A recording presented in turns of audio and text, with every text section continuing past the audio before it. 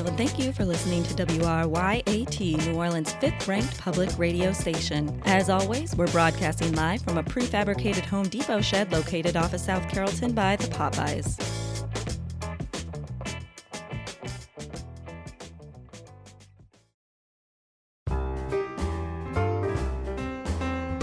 Hey everybody, this is Donnie Damico, and well, frankly, it's just Donnie Damico. I'm coming to you live out of Angora Prison.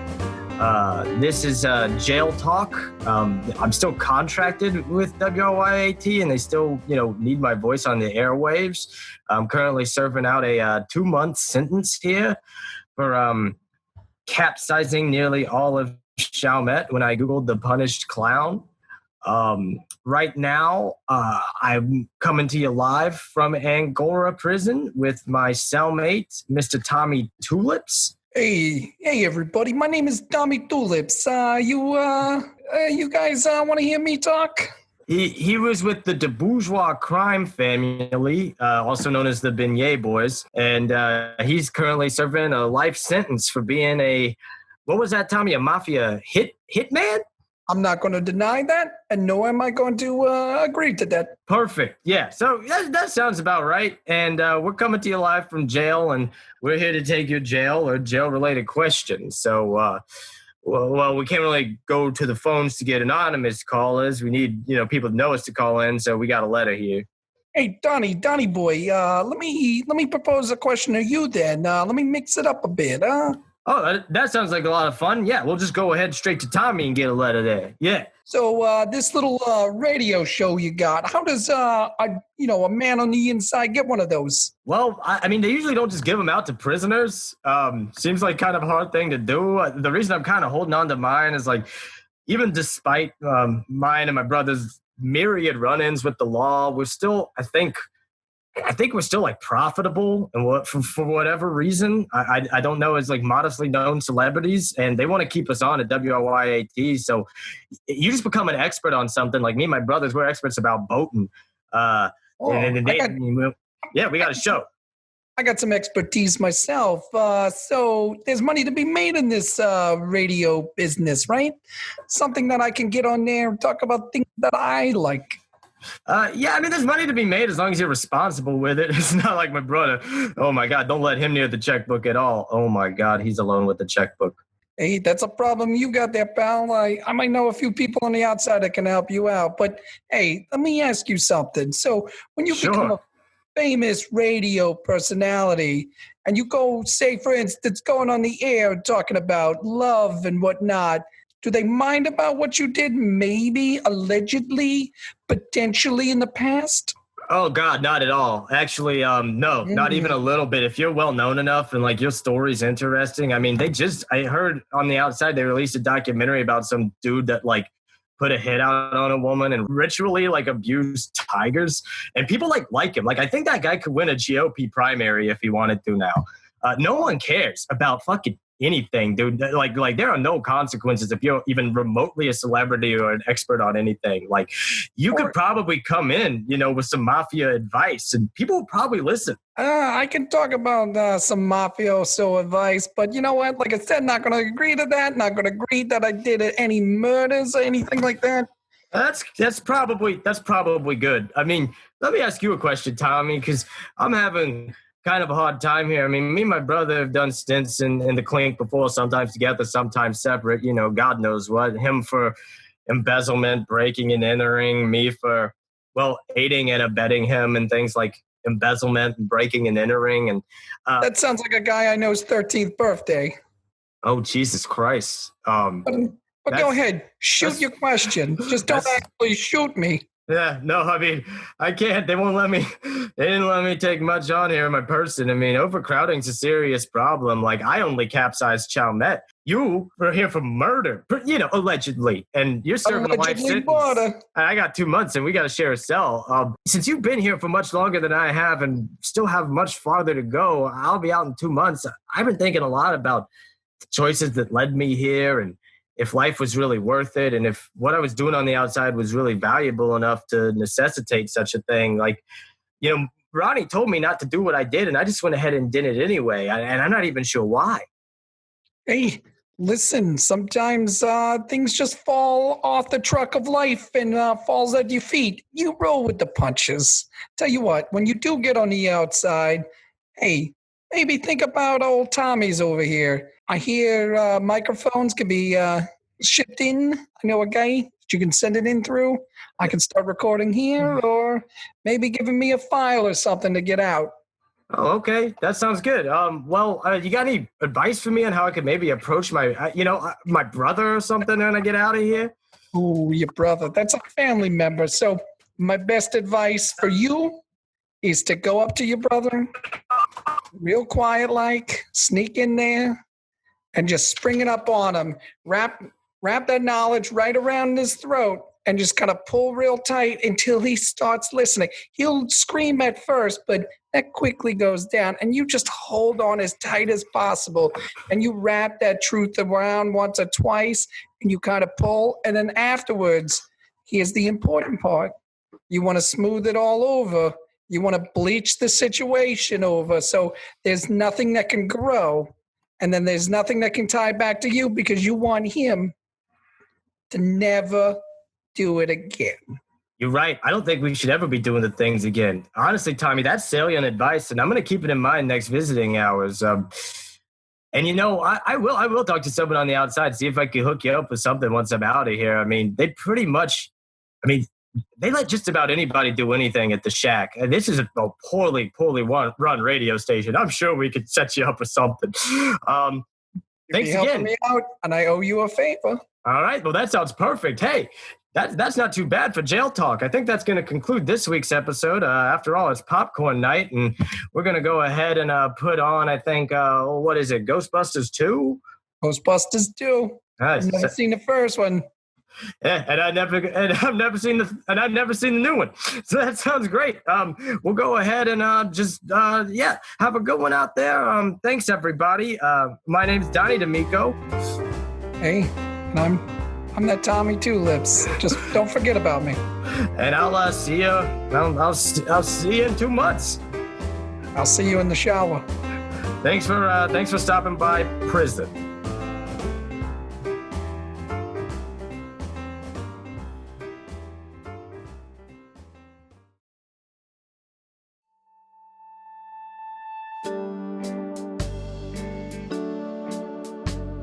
Hi, everybody. Y'all smell nice. And welcome back to another supple episode of Doodle Myself with Rob Boss. If you're a first-time listener, we don't just doodle ourselves, but we also doodle random things in life. Everything could use a little doodling here and there. A doodle, a doodle, a doodle, a doodle. Yeah, didn't that feel good? Didn't that feel better? Can't just jump into the act. No. As our experienced listeners know, you got to warm up first. We must do our magic hand stretches. First, grab your imaginary doodle stick out of the air. Hold it between your thumb, pointer, and middle finger. Slowly apply pressure. Now shake out your wrist. That's good. Yes, up and down. But there's other directions that we use while drawing. So once you find the rhythm, change it up a bit. It's important to remember to breathe. Don't strain yourself now. This is just the warm-up. Phew. My heart's pumping.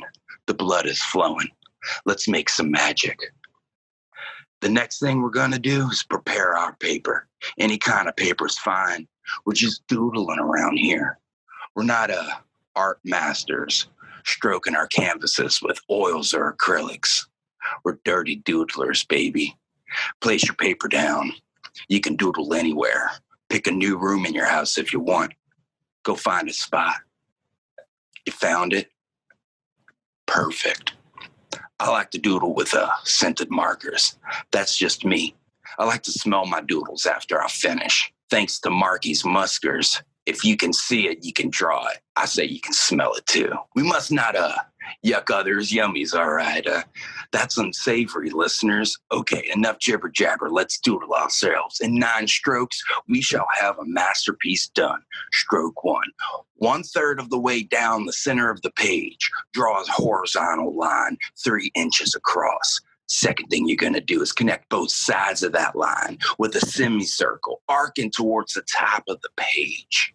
1.5 inches from the left side of the newly formed half circle, draw a vertical line down 5 inches. Same as 3 now. But on the right side of that half circle, we're going to draw another line 5 inches down. All right.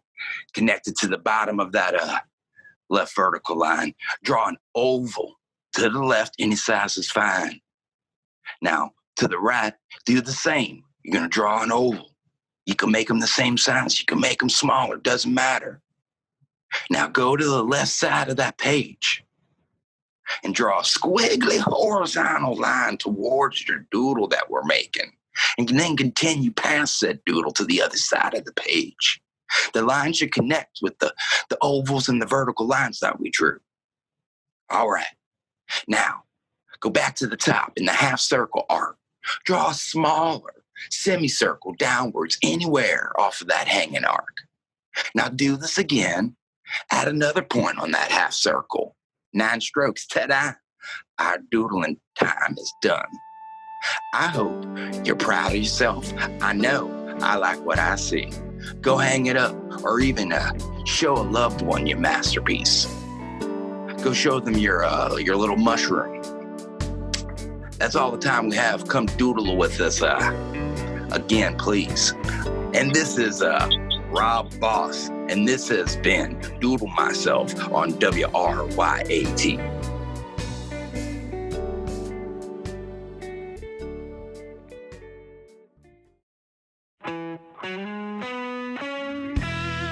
You pissed off and depressed? God damn right you are. We here at PUDD Beer got your back. Let's bust open a fresh can of PUDD and talk about why she left you.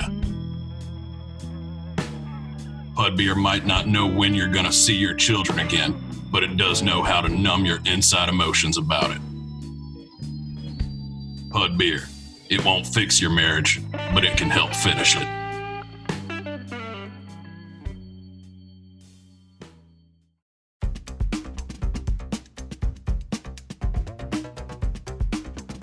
Welcome back, team. Bryan TDB from No Sports here to bring you another edition of our newest sports segment where we'll be taking a deep dive into a local sports figure or topic. So without further ado, I present to you Today in No Sports History. Today in No Sports History is sponsored by PUDD Beer. Nothing goes better together than your favorite sport and an ice-cold PUDD. Hey, bud, try a PUDD Beer today. Get this. The year was 2008, and the New Orleans Hornets, presently the New Orleans Pelicans, had just made it to the second round of the NBA playoffs for the first time in franchise history. After a dominating 4-1 series win in round 1 over the Dallas Mavericks, presently the Dallas Smart Cubans, the Hornets then moved on to face off against the San Antonio Spurs, who were also coming off an equally impressive series win over the Phoenix Suns. At this point in NBA history, the Spurs had been great for like 17 years and had made the playoffs with the regularity of Shaquille O'Neal's massive shits. On the other hand, however, this was only the third time the Hornets had made it to the playoffs. So in a bold attempt to establish dominance early in their first second-round playoff appearance, and much like a new prisoner on the block, the Hornets took the fight to the Spurs early, winning the first 2 games of the series in front of a sold-out home crowd. They then proceeded to head to San Antonio and respectfully dropped the following 2 games for their sold-out home crowds. The series was then tied 2-2 as the teams made their way back to New Orleans for Game 5, where the Hornets star players Chris Paul and David West would lead the team to a stunning 101-79 victory. This win left both the Spurs and Hornets fans in shock, as it spelled disaster for San Antonio's lengthy playoff tenure, in addition to instilling a spark of hope in New Orleans that the Hornets had finally become NBA contenders. The Hornets, now leading the series 3-2, needed only one more game to win the series and advance to the conference finals. However, it was on this fateful day in no sports history, May 15th, 2008, when the Hornets literally and figuratively dropped the ball in Game 6. The Spurs took a quick lead in the first quarter, forcing the Hornet starters Chris Paul, Tyson Chandler, and David West to turn up the heat. However, those efforts backfired as Paul and West found themselves in foul trouble sooner than expected, with each having 5 fouls by the fourth quarter, including a technical for West. When aggressive, clutch play mattered most, the Hornets were forced to play it safe, else they risked losing their scoring leaders to fouls. To make matters worse, Spurs power forward Robert Horry hit David West in the back with a hard foul, forcing him to exit the game early with only 10 points on the night. Unfortunately, the combined pressure from the crowd of 18,000-plus Spurs fans, the lack of playoff experience, and outstanding performances by yet-to-retire Tim Duncan and Manu Ginobili got the best of our Hornets that evening. The Spurs would go on to win 99-80, tying the series at 3-3. The deflated and demoralized Hornets were now looking at a winner-take-all situation for their series finale game at home in New Orleans. The stage was then set for an epic story of a young team overcoming a dynasty in Game 7 to make their way to the conference finals for the first time in franchise history. However, the beating that occurred on this day, May 15th, 2008, at the hands of the San Antonio Spurs proved to have taken too much of a toll on the Hornets for them to seal the deal. The Spurs then proceeded to murder the Hornets in Game 7 in New Orleans with a score of 91-82. Many have argued this disappointing series was the beginning of the end for Chris Paul's career in New Orleans, as it would be only less than 4 years later and another failed playoff run when Paul was controversially traded away. In either case, the team would settle into mediocrity for the next decade to wait for Zion after that flicker of hope disappeared on this day in no sports history. Well, that's all we have for you today here on No Sports, only on WRYAT, New Orleans Guerrilla Radio. See you next time, team.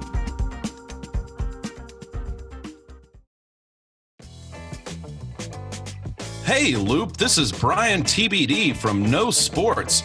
I heard that you were more MIA than the NBA. Ha!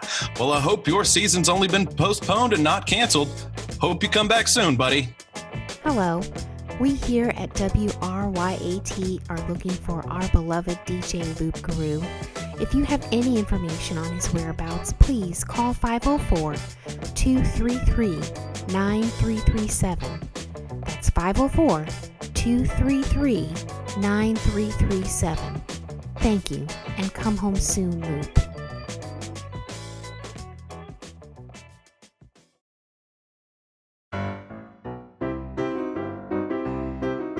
The Zoomer Boomer movie recap is about to begin in 3, 2, 1, action.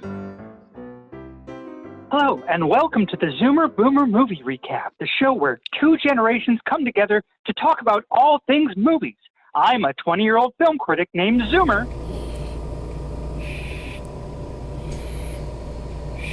And I'm a 68-year-old film critic named Boomer.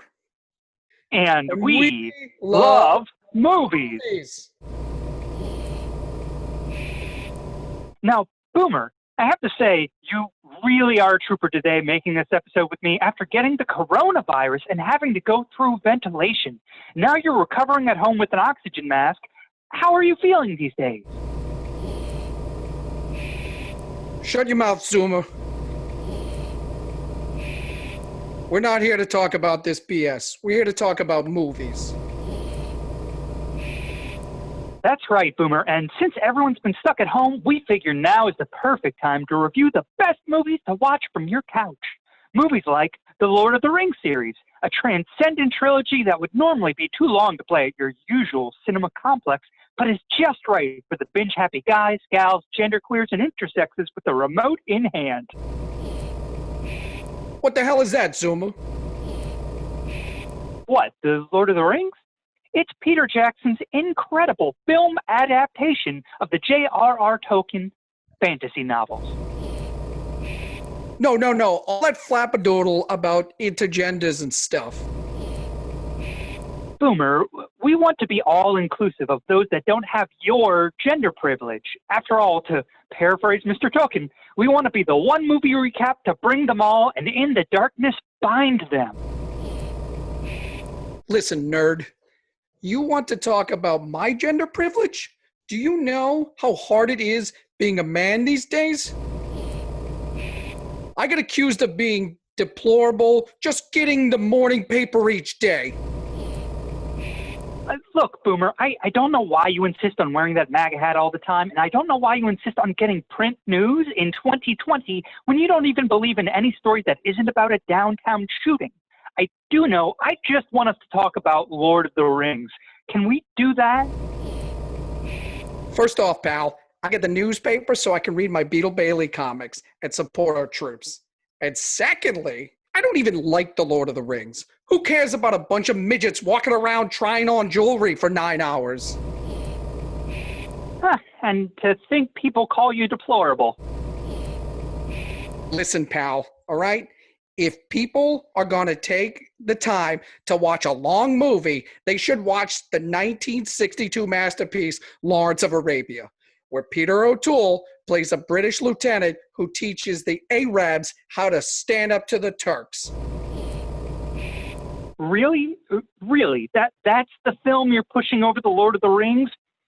A weird flex, Boomer, but okay. Hey, don't use that phrase, okay? You know I find that phrase disrespectful. I didn't say anything. All I'm saying is Lawrence of Arabia's Ratchet. Isn't that film 4 hours of desert shots and belly-held blood squibs? I think a modern audience would find that super cringy. What the hell are you talking about? This movie's got sword fights, and they blow up trains, and Omar Sharif pops out of a mirage to shoot out a guy's guts with a Lee Enfield rifle.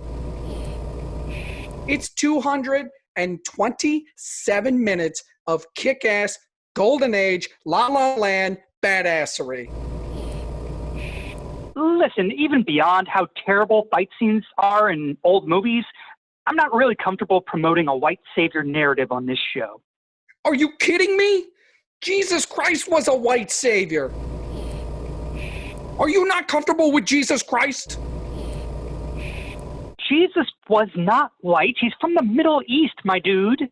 Oh, okay. You go to St. Dominic's and you look at the stained glass window and you tell me that picture's of an Arab. Okay, Boomer. No. Don't you say that to me, you entitled punk. I will. I will. Calm down, Boomer. Calm down, okay? You're recovering from a debilitating virus, so just take a moment and catch your breath.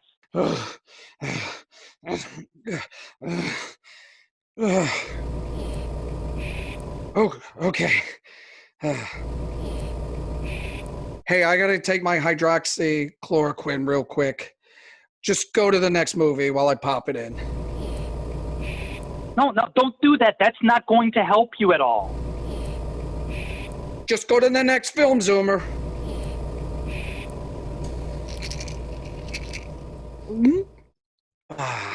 Okay, well, going by current events, I guess my next recommendation would be Steven Soderbergh's Contagion, which depicts what happens to society when the government fails to contain a pandemic and a deadly virus spreads across the country.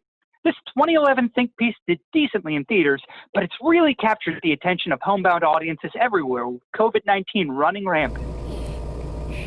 Oh, of course you're pushing that fake news. The fake news? What are you talking about, bruh? All you liberal elites are trying to close the country and kill the economy with your fake corona deaths, so you're pushing your little virus movie. Boomer, you just got off a ventilator. You're taking supplementary oxygen right now as we speak. That's fake news. And even if it wasn't, I'm only using this oxygen sarcastically. What? Are you for real? No. Are you for real? Because you Millennial, Zoomer, Gen X sissies are shutting down everything because you think you can live in the internet. But you can't swipe left on the real world, Jack. And I'm telling you right now, I'm mad as hell about your fake virus, and you are not going to keep me inside.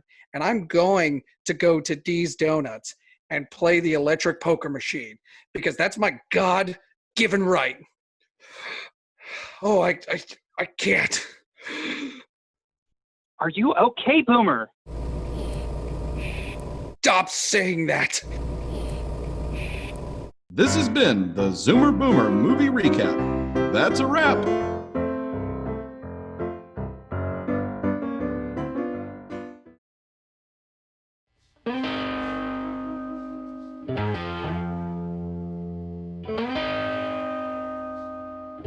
Good day to you all, fair listeners. My name is Wimpy the Wise, New Orleans' #1 street hustler, and you're listening to Panhandled, New Orleans' only panhandling financial advice show. Well, we sure have found ourselves in a bit of a pickle, haven't we, New Orleans? Thanks to that damn Mexican beer bug and the ensuing stay-at-home mandates, panhandling has become very, very difficult in this city. Hell, I'm sure it's difficult right now in every city, and with the hazy outlook being provided by government officials, it looks like street hustling may be an uphill battle for quite some time. I mean, how am I supposed to shine shoes or isolate and intimidate a tourist marked for money from a socially distant 6 feet away? You know what I'm saying? Wimpy ain't one to complain, no indeed, because one of the most important traits in an aspiring street hustling entrepreneur is the ability to adapt to current market conditions. And listeners, that's exactly what we're going to be discussing today. In the true spirit of business, we shall adapt and overcome together as I share with you all yet another surefire hustle to pry them precious dollars away from a dumbass tourist, even if they ain't touring. Now, a few years ago, old Wimpy found himself in quite a bind when I snapped my spine doing an impromptu breakdance for a tourist. It was supposed to be a dance for $5, but it turned into an $8,000 visit to the hospital, followed by several months of healing in bed. Panhandling the streets was no longer an option at the time, but listeners, I got to tell you, during one of my rehab sessions, I had a vision of a hustle that didn't require you to be seen or heard in person, a hustle that could be used on multiple people at the same time, a hustle that you could make thousands of dollars, if not more.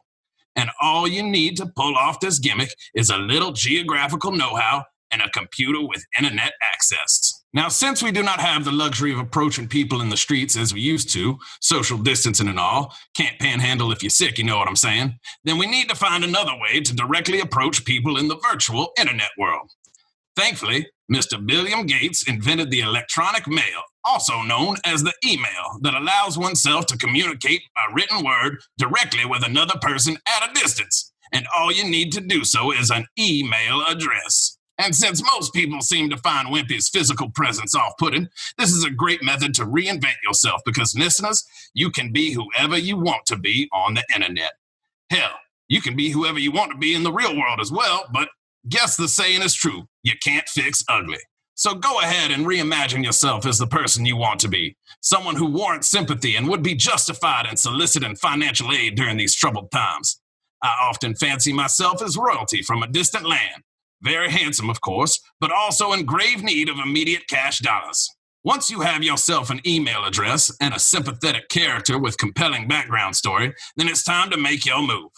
Now, you may be asking yourself, but Wimpy, how am I supposed to know who to electronic mail to ask for change? And the answer, dear listeners, may blow your mind. As previously mentioned, at the moment, it is unwise to approach people in person. So we have to adapt to approaching people in the digital streets, you know what I'm saying? But get this, fair listeners, for a small fee, you can buy a list of people's email addresses online. That's right.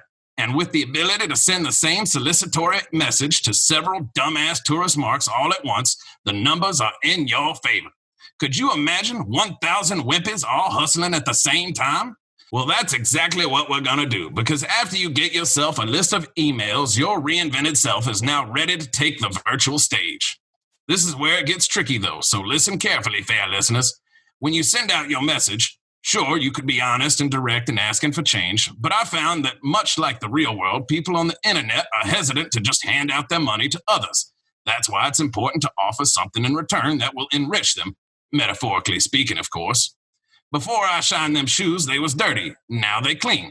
Before I improvised a rap about your fly-ass appearance, you felt goofy looking. Now you feel dope.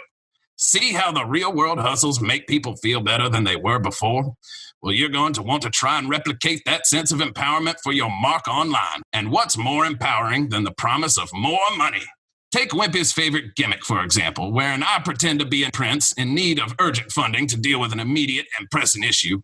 I promise them that once that issue has been resolved, I'll repay the money in full and then some extra. But be warned not to promise them too much, as it might affect the believability of your bid. Don't want to scare them off or make them think you're a joke. Well, once they've agreed to offer financial assistance and the funds have been transferred into your quote-unquote secure offshore account, then you can drop their ass and move on to the next electronic mail.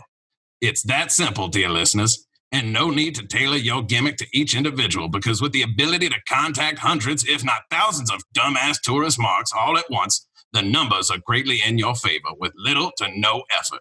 Plus, it's way harder to trace and thus tax hard cash transactions. And while I can't tell where you got your shoes from behind a screen, I can only hope you got them at home until this whole mess passes. This has been Wimpy the Wise from Panhandled, only on WRYAT. Stay safe, fair listeners.